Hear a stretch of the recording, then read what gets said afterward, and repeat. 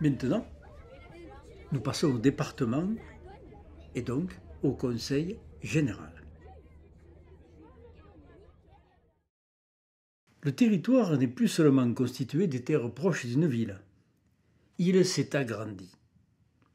Il est vaste, mais reste à l'échelle humaine.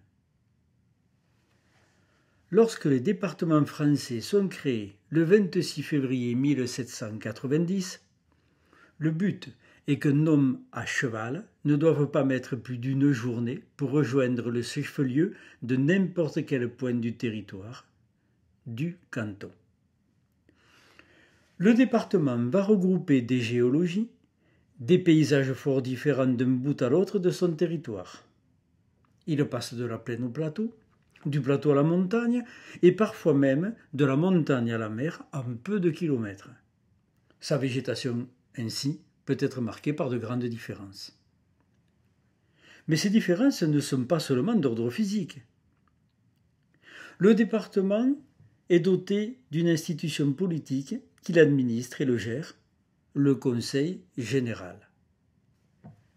Le Conseil général est composé d'élus qui sont les conseillers généraux. Pour simplifier, ces derniers sont élus lors des élections cantonales pour une durée de 6 ans. Le Conseil général est une institution qui reste très proche du citoyen, proche de lui géographiquement, proche de lui aussi, parce qu'il est au cœur de ses préoccupations au niveau de la vie quotidienne.